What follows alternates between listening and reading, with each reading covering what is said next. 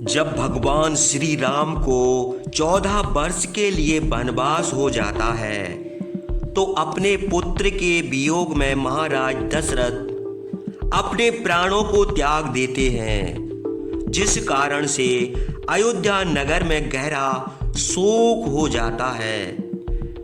तब इस प्रकार की विपत्ति को देखकर महर्षि वशिष्ठ दूत भेजकर भरत को लाने की बात कहते हैं। जब राम को वनवास हुआ था और महाराज की मृत्यु हुई थी, उस समय भरत अपने मामा के यहाँ कैकेयी राज्य में थे। तो दूत महर्षि वशिष्ठ की आज्ञा से कैकेयी राज्य भरत को लेने चले जाते हैं और वहां पर भरत को स्वप्न द्वारा पता चल जाता है कि अयोध्या में कोई अनहोनी घटना हुई है।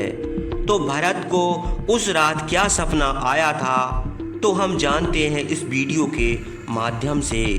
वीडियो को अंत तक पूरा जरूर देखिए। जिस रात को दूत उस नगर में पहुंचे, उसी रात में पिछले पहर भरत ने अशुभ स्वप्न देखा।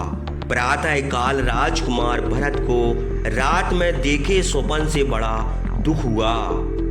उनको उदास देखकर उनके प्रियवादी मित्र उनका मन बहलाने के लिए इधर उधर की बातें करने लगे।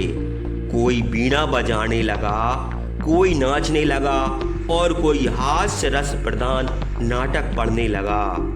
इस प्रकार मित्रों के उद्योग करने पर भी भरत का मन प्रसन्न न हुआ। तब उनके एक प्रिय मित्र ने पूछा, आप मित्रों के साथ बैठे हैं और हम लोग अनेक प्रकार के मनोरंजन करते हैं, तब भी आप प्रसन्न नहीं होते, इसका क्या कारण है? मित्र के यह पूछने पर भरत ने उत्तर दिया, भाई मैं जिस कारण से ऐसा दुखी हूँ वह तुमसे कहता हूँ, सुनो।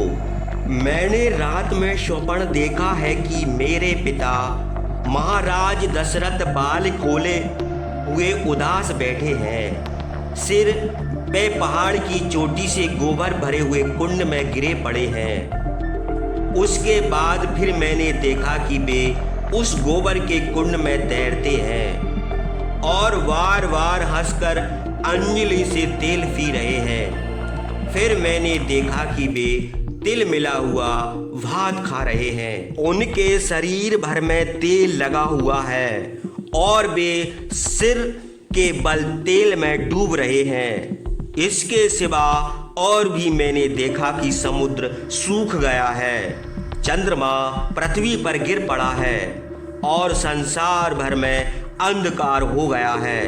राजा की सवारी के हाथी के दांत टूट गए हैं, जलती हुई आग दम भर में बुझ गई है, पृथ्वी फट गई है, वृक्ष सूख गए हैं और पर्वत फट गए हैं, उनसे धुआं निकल रहा है। फिर मैंने देखा कि मेरे पिता महाराज दशरथ काले वस्त्र पहने हुए लोहे के पाटा पर बैठे हैं और लाल पीले वस्त्र पहने हुए स्त्रियां उनको मार रही हैं। धर्मात्मा राजा लाल फूलों की माला और लाल चंदन धारण करके गधे के रथ पर बैठकर बड़ी शीघ्रता से दक्षिण दिशा को चले गए हैं।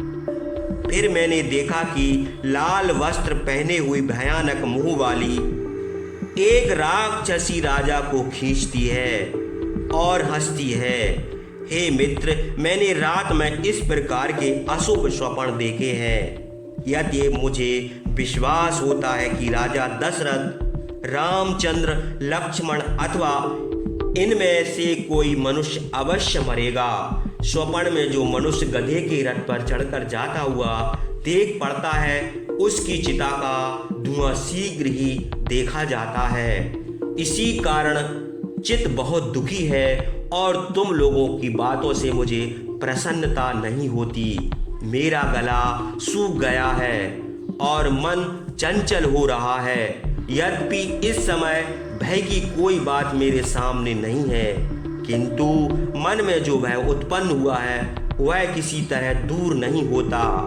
मेरी आवाज़ धीमी पड़ गई है और मेरा तेज नष्ट हो गया है। मैं अपनी निंदा कर रहा हूँ, किंतु इसका कारण कुछ नहीं देख पड़ता। मैंने पहले कभी इस प्रकार के दुःस्वप्न नहीं देखे।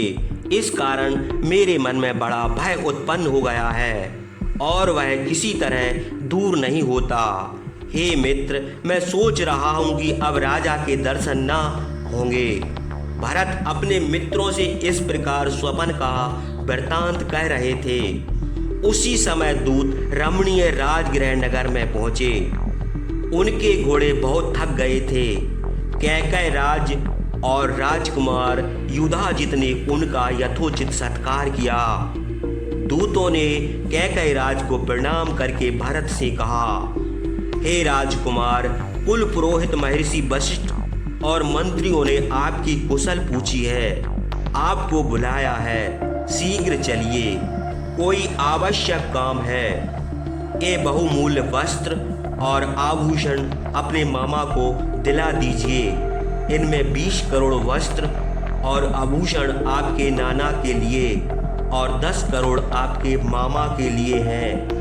राजकुमार भरत ने सब वस्त्र और आभूषण लेकर अपने नाना और मामा को दे दिया और दूतों का सम्मान करके उनसे पूछा, मेरे पूज्य पिता महाराज दशरथ कुशल से हैं, महात्मा रामचंद्र और लक्ष्मण निरोग है, धर्म जानने वाले, हमेशा धर्म करने वाली, धर्म का उपदेश देने वाली रामचंद्र की माता कौशल्या कुशल से, मेरी मजली माता लक्ष्मण और शत्रुघ्न की जननी धर्म जानने वाली सुमित्रा निरोग है, हमेशा अपना ही भला चाहने वाली, हमेशा क्रोध करने वाली, अपने को ही बुद्धिमती समझने वाली मेरी माता कैकई सुख से रहती है ना।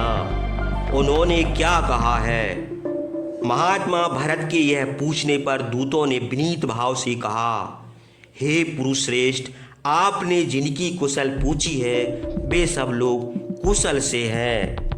पदम हस्ता लक्ष्मी आपको चाहती है, यतएव अयोध्या को चलने के लिए शीघ्र रथ जुतवाइए।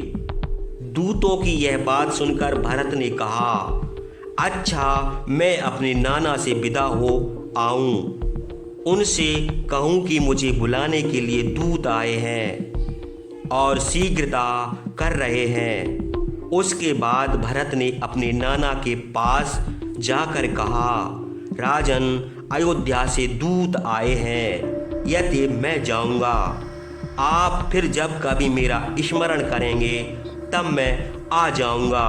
भरत की यह बात सुनकर कैकई राज ने उनका माथा सूंघा और उनसे कहा, जाओ, मैं तुमको आज्ञा देता हूँ। कैकई तुमसे सुपुत्र वाली है।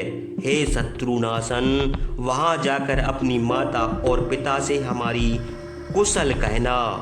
पुरोहित वशिष्ठ, प्रधान ब्राह्मणों, महाधनुर्धर रामचंद्र और लक्ष्मण से भी यहाँ की कुशल कहना। यह कहकर कैकय राज ने भरत का सम्मान करके उनको अच्छे अच्छे हाथी, अच्छे कंबल, मृग चर्म और धन दिया।